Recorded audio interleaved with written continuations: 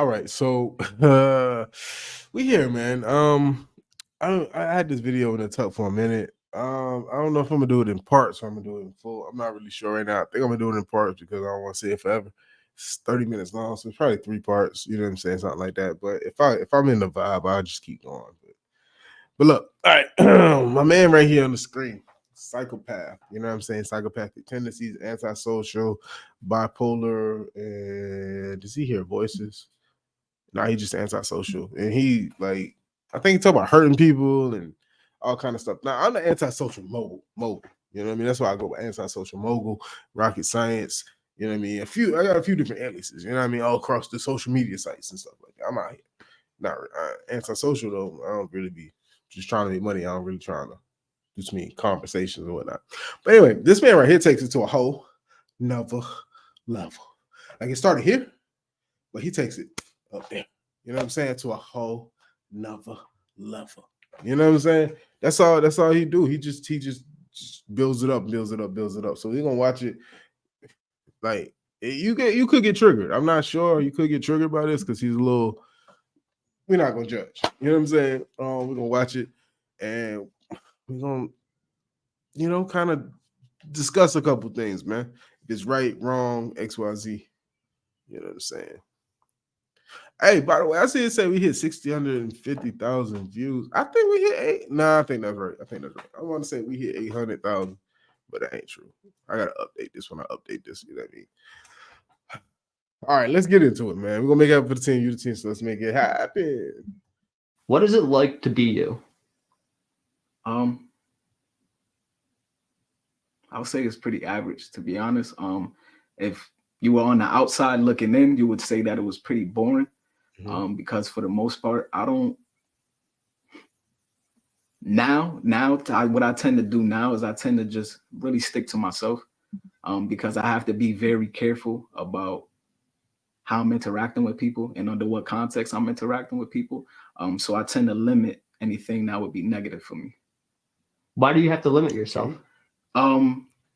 Because if I encounter a certain kind of person, and if I'm talking to you and I sense a level of weakness, I get kind of the urge to prey upon that in a way. So in order for me to kind of mitigate that, I definitely limit my social interactions. I have the urge to.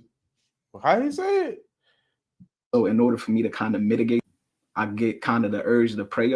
The urge to prey upon you. Sheesh.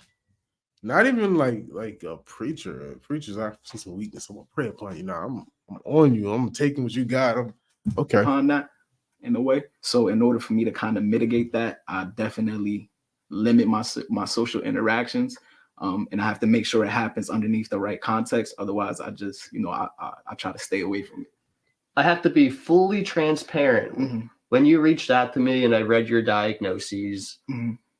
I thought to myself, can I trust him? Mm-hmm. Can I give him the platform of our audience who I care deeply about? Mm-hmm. Are you going to try to manipulate me? Are you going to try to manipulate our audience? Are those valid concerns? Those would be valid concerns for sure. But as I said earlier, I would say I like what you do, because definitely people have voices that need to be heard. And I would hate to, disturb that process in any way. When you say prey on somebody, what do you mean? So the way it would work for me is, I'll speak to someone. I won't really tell them much about me. They'll tell me about them. And then once they tell me about them, I'll kind of form a personality. I'll exaggerate certain features about my own personality to match what it is that they're looking to see. And then once I get my goal, whatever that goal is, then I'm done with the situation. So it sounds like he's it sounds like a regular dude, bro. Let me be honest. Let me be transparent. It sounds like a regular guy, like that. You know what I mean? This is the process when you're young to get girls. You listen to, oh, you like ballet? You know what I mean? Oh, yeah, my little sister dance. You know what I'm saying? Oh, I be seeing her. You be doing plies and stuff. You just trying to keep going into that. You might go do some research and learn.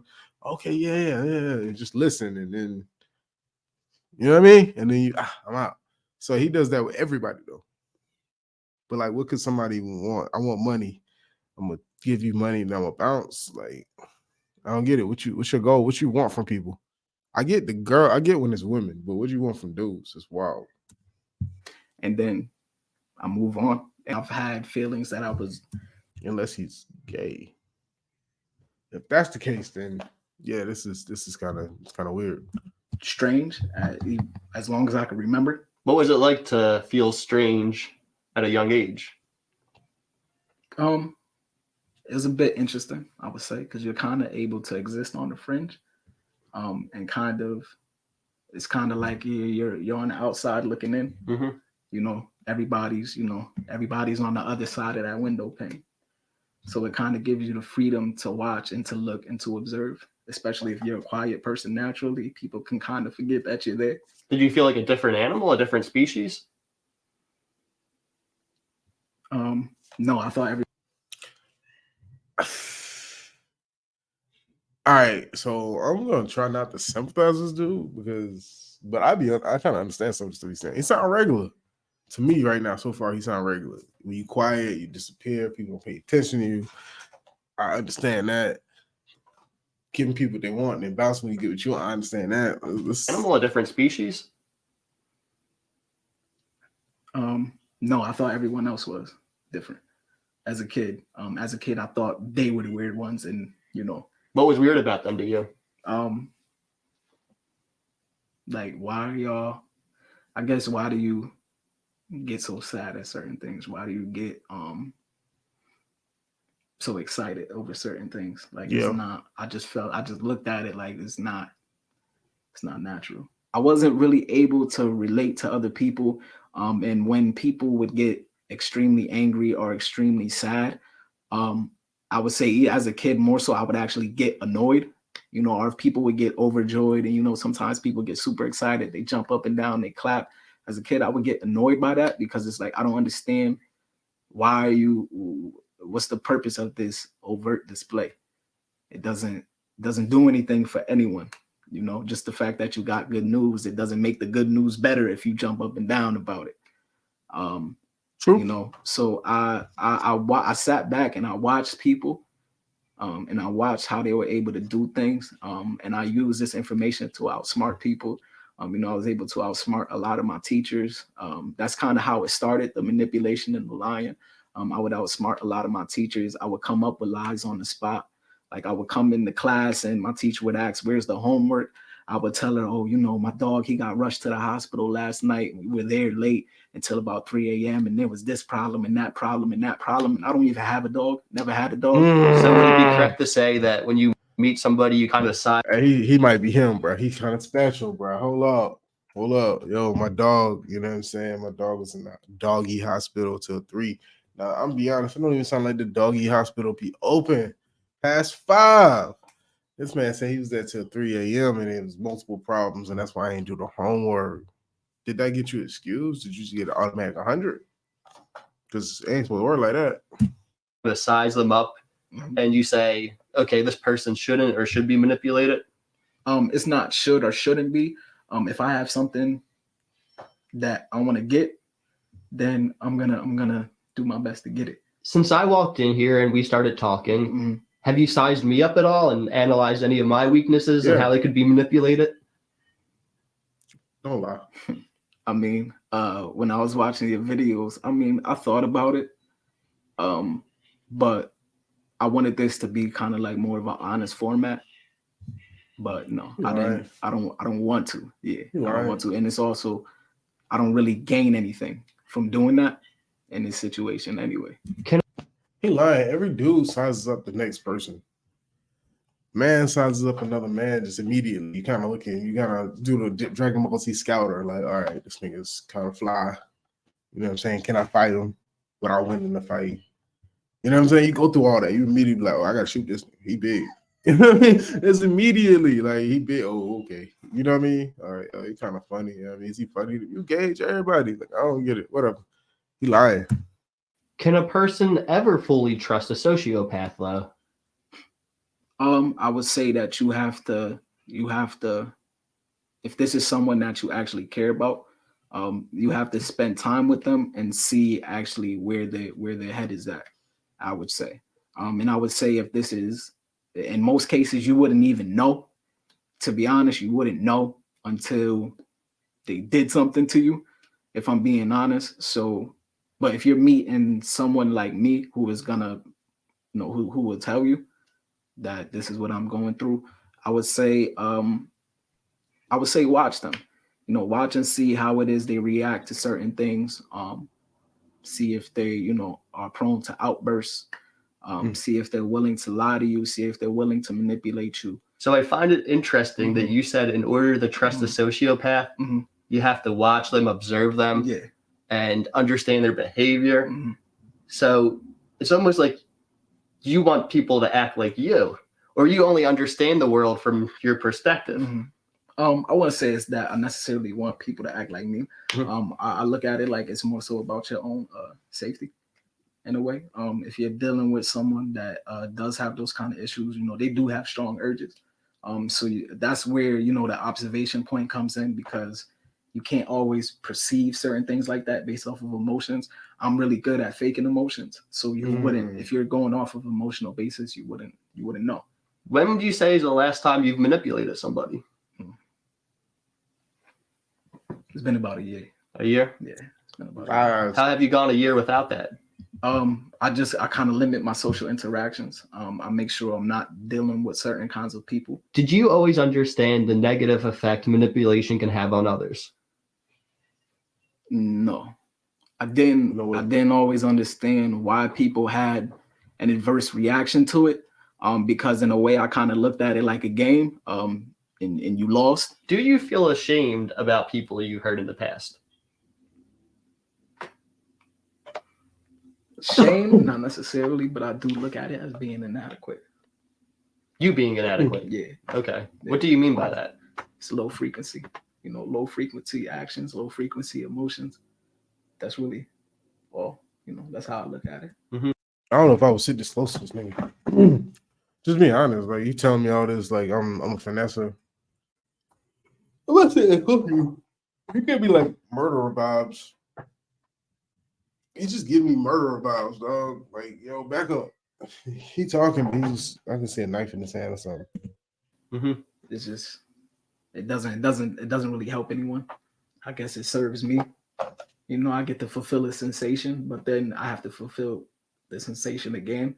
So you could say, even for me, it's not working. So when you kind of think about it logically like that, and you gain insight, which is the issue, people that have, that diagnosis, it's hard for them to have insight in terms of what other people are experiencing. So, you have to just gain a level of insight, I would say. What are all of your diagnoses? Talk to me. So when it comes to antisocial personality disorders, specifically, you can see a lot of overlap with different conditions. So for me, I have bipolar disorder. Okay. There's the antisocial personality disorder, and then also I have some traits of borderline personality disorder. Typically, a person with the antisocial personality disorder, if they're getting diagnosed, it's because either someone asked them to go that was close to them, that's hurt by their actions, or they did something illegal, and now they have to see someone. Why did you seek out therapy in the first place? Because I was going through, for quite some time, I was going through basically bipolar episodes. And it was unusual for me because there would be times where I'm like feeling a level of happiness, like this kind of overt happiness. And then there would be just this deep depression where I don't want to leave bed, or I'll be intensely angry, or I'll be so numb. Yes, bipolar. That's definitely bipolar. That basically, I wish I was dead in certain circumstances. And that was unusual for me because throughout my life, I was used to not really feeling too much. And I do feel like, the bipolar disorder kind of resulted from the antisocial personality disorder. I feel like it came from me just, I guess, trying too hard to feel like I was a regular person. And then it never works. for too long, because in order for you to have people close to you for a prolonged amount of time, they're gonna find out that something's wrong. Did you have any fear with telling the world your diagnosis? Nah, we're gonna stop it right there and we'll pick it up. You know what I'm saying? Let's get 50 views. We'll pick it up again. You know what I'm saying? Well, actually, this is 3, so hold up. 3. Let me do some math real quick, son. We got 3 videos. Hold up. I need this to get to 66 views. We get 66 views, I'll do the next part. I'll do part 2. So what y'all think so far? Is he faking this? Is this real? He I don't know, he kind of creeps me out a little bit. It's like he's saying regular stuff, but just the way he words it, it's just, I don't know, something freaky about how he not freaky, but just creepy. He creeps me out a little bit. He seems like he could be cool, but at the same time, I just get like he could be a murderer. I just wouldn't be sitting that close to him. We doing this over video chat, bro. Cause like, I don't know, he could just make you feel bad for him some kind of way, and then this, you know. You don't know. You know what I mean? He does give me some weird vibes. He definitely does give me weird ass vibes. Let me know how y'all feel about my man down below. He's just weird. For real, man. I don't know. He's different. Like, share, subscribe, hit the notification bell. Merch is on DXMTV.com. Memberships is out now, $2.99. And until next time, when I see you, you know what I'm saying? On that Fantasia tip. Hey, it's like for real, y'all.